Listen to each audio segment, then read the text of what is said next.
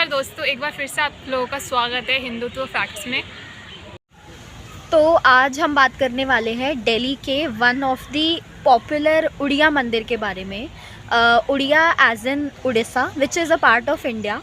तो उड़िया बेस मंदिर है, श्री जगन्नाथ जी का मंदिर है, जिसको जगन्नाथ मंदिर भी कहते हैं। तो मंदिर के फैक्ट्स बताने से पहले हम बताना चाहेंगे कि ये मंदिर दिल्ली के हौस खास में सिचुएटेड है। Although Hauz Khas is one of the posh area in Delhi which is famous for its clubs for deer park, लेकिन मंदिर इसी लेन पे होने के कारण भी इतना पॉपुलर नहीं है यूथ के बीच में। However, we were also a part of that population जिनको इस मंदिर के बारे में नहीं पता था। Nevertheless, आज हम बताएंगे इस मंदिर के बारे में। तो दिल्ली का जगन्नाथ मंदिर बेसिकली उड़ीसा कम्युनिटी के लोगों के द्वारा ही बनाया गया है। और इसी मंदिर में आपको जगन्नाथ जी, जिन्हें जगत का नाथ भी कहा जाता है, the lord of this universe, Jagannath ji, Subhadra ji, Balabhadra ji की लकड़ी के से बने विग्रह विराजमान हैं। तो जैसे कि आप सभी प्रीवियस क्लिप्स में देख ही चुके हैं कि जैसे ही हम मंदिर में एंटर करते हैं, मंदिर को जस्ट उड़ीसा में स्थित पुरी मंदिर, श्री मंदिर के डिज़ाइन के जैसा ही बिल्कुल बनाया गया है। तो उस मंदिर में घुसते ही आपको उड़ीसा बेस्ड फीलिंग आने लग जाती है।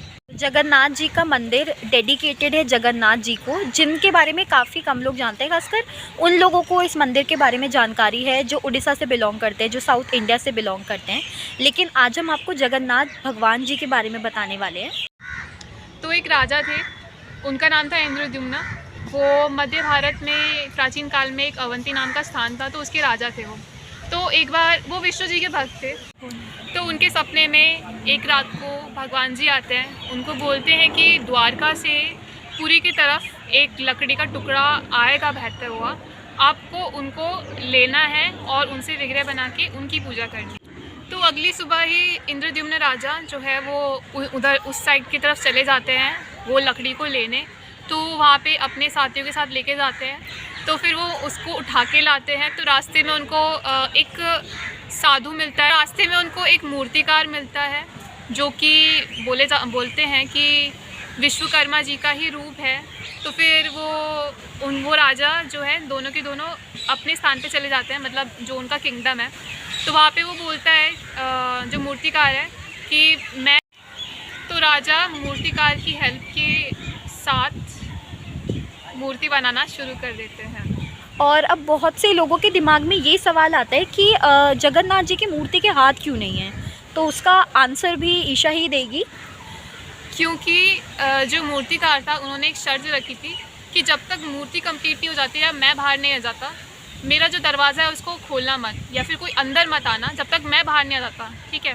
तो ऐसे करके वो बहुत दिन बीत गए।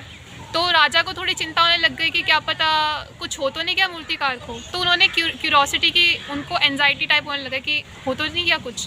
तो वो इस चक्कर में उन्होंने दरवाज़ा खोल दिया। तो उनको वहाँ दिखता है कि वहाँ पे कोई मूर्तिकार नहीं है। और जैसे आज हम देखते हैं अभी जगन्नाथ, सुभद्रा जी और जो बलराम जी है, उनके जो विग्रह हैं, तो वो वैसे उनको दिखाई देते हैं। तो फिर वो थोड़े सैड हो जाते हैं कि मैंने क्या कर दिया, ये तो मुझे नहीं करना चाहिए था, या आधी अधूरी मूर्ति बन गई। तो तभी भविष्यवाणी होती है कि राजा के लिए कि तुम उदास मत हो, मैं अब इसी रूप में ही मैं इसी रूप में ही आऊँगा, इसी रूप में मैं मतलब अपने भक्तों की सेवा एक्सेप्ट करूँगा। और जैसा कि सभी लोगों को पता ही है कि उड़ीसा में पुरी में श्री मंदिर में हर साल जगन्नाथ जी की रथ यात्रा निकलती है। तो उसके पीछे भी एक कहानी कही जाती है कि जैसा कि सबको पता है, सुभद्रा जी श्री कृष्णा जी की बहन थी और श्री कृष्णा जी की बहन का ससुराल पुरी में था। तो एक बार बलभद्र जी यानी बलराम जी और कृष्णा जी ने ये इच्छा प्रकट की कि वो सुभद्रा जी का ससुराल घूमना चाहते हैं। तो उन्होंने आषाढ़ के महीने में ये इच्छा जब प्रकट की थी, तो रथ के द्वारा ही उन्होंने पूरे पुरी का भ्रमण किया था। तो इसीलिए ये काइंड ऑफ रिचुअल है कि हर साल आषाढ़ के महीने में ही पुरी में रथ यात्रा की जाती है, जिसमें जगन्नाथ मंदिर जी में विराजमान सुभद्रा जी, बलभद्र जी और जगन्नाथ जी यानी श्री कृष्ण के रूप जिन्हें कहा जाता है, उनको रथ यात्रा कराई जाती है। और अब बात करते हैं जगन्नाथ मंदिर जी के एक one of the suspicious fact के बारे में। बहुत से कम लोग जानते हैं कि जब श्री कृष्णा जी ने अपना शरीर त्यागा था, सबको पता है कि जरा के युद्ध के कारण ही श्री कृष्ण जी ने अपना शरीर त्यागा था। तो जब श्री कृष्ण का एक तरीके से अनवांटेड मृत्यु होने के कारण जरा को रिग्रेट हुआ कि मैंने ऐसा क्यों किया, तो उसने डिसाइड किया कि वो हिंदू परंपरा के अनुसार ही श्री कृष्ण के शरीर का अंतिम संस्कार करेगा। तो पूरी बॉडी जल गई, लेकिन शरीर में श्री कृष्ण जी का हार्ट नहीं जला था। तो उसी हार्ट को जरा ने समुद्र में बहा दिया था और वो हार्ट पुरी तक आया था। तो ऐसा कहा जाता है कि हार्ट श्री कृष्णा जी का अभी तक लाइव स्थिति में है, और पुरी में जो मंदिर है उस मंदिर को की मूर्तियों को, जो वुड से बनी हुई है, लकड़ी से बनी हुई है, वो हर 12 साल बाद चेंज की जाती हैं। तो ऐसा कहा जाता है कि उन मूर्तियों के अंदर, श्री कृष्ण जी की मूर्ति के अंदर एक दिव्य पदार्थ है जो आज तक सभी लोगों के लिए मिस्ट्री है। किसी को नहीं पता है कि वो दिव्य पदार्थ क्या है। तो वो हर साल 12 साल बाद जब मूर्ति चेंज होती है तो वो दिव्य पदार्थ एक मूर्ति से दूसरी मूर्ति में ट्रांसफ़र किया जाता है। और ऐसा कहा जाता है कि जिस इंसान ने भी उस दिव्य पदार्थ को देखने की कोशिश की है उसकी ऑन द स्पॉट मृत्यु हुई है। तो लोग ये रिस्क नहीं लेते हैं, उसको एक कॉन्स्पिरेसी की तरह ही देखते हैं कि let it be a secret, let it be a conspiracy, let it be a mystery. तो लेकिन जब भी 12 साल बाद पंडितों ने उस मूर्ति में से दिव्य पदार्थ को निकाल के दूसरी में ट्रांसफ़र किया है, तो उनके ऑब्वियसली आंखों पे पट्टी होती है और हाथों में ग्लव्स पहनाए जाते हैं। तो पंडितों ने ये चीज़ एक्सपीरियंस की है कि उनको हाथ में कुछ लिविंग चीज़ फील होती है, कुछ धड़कता हुआ फील होता है।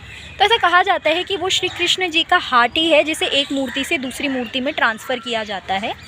और एक फैक्ट और है कि मंदिर की, मैं जगन्नाथपुरी में जो मंदिर स्थित है मैं उसकी बात कर रही हूँ, कि उस मंदिर में शिखा पर एक ध्वज विराजमान है जिसे हर दिन चेंज किया जाता है। और हर दिन चेंज करने की कंडीशन है, क्योंकि अगर एक भी दिन मिस हुआ तो वो मंदिर पूरे 12 साल तक बंद रहता है। तो it is very necessary to change that flag every day.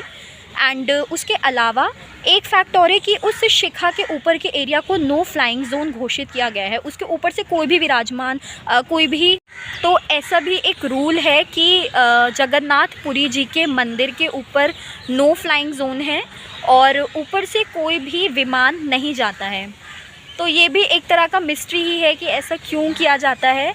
And जो शिखा है उसकी शैडो तक नीचे ज़मीन पर नहीं पड़ती है। तो ये आज तक एक मिस्ट्री ही रही है जिसे कोई भी सुलझा नहीं पाया है। सो येस, पुरी का मंदिर बहुत ही मिस्ट्री से भरपूर है और उसी की डुप्लीकेसी में जगन्नाथ जी का मंदिर बनाया गया है हौस खास में। सो या वी वुड सजेस्ट कि जो लोग उड़ीसा के पुरी मंदिर में नहीं जा सकते हैं वो एटलीस्ट दिल्ली के जगन्नाथ मंदिर में आके दर्शन करें। जिनको पूरी ऑब्वियसली हिस्ट्री पता ही है वो यहाँ पे आकर रिलेट कर पाएंगे चीज़ों से कि how much history we have related to our religion, to Hinduism. So yes, आप सभी को यहाँ पर आके विज़िट करना चाहिए। हौस खास में मंदिर है, आप नियरेस्ट मेट्रो हौस खास या ग्रीन पार्क दोनों से आके विज़िट कर सकते हैं और इस दर्शन का पार्ट बन सकते हैं। आज के लिए बस इतना ही, तो हम अगली वीडियो में मिलते हैं एक नए मंदिर के साथ। और अगर आपको हमारी वीडियो पसंद आई तो प्लीज़ इसे लाइक करिएगा, इसे शेयर करिएगा एंड चैनल को अपकमिंग वीडियोस के लिए प्लीज़ सब्सक्राइब कीजिएगा। Thank you so much. तो एक राजा थे, उनका नाम था इंद्रद्युम्न। ओके, तो वो मध्य भारत, अरे यार मेरे ना ये बंद करे से बोल। अच्छा तो शुरू कर दिया। हाँ।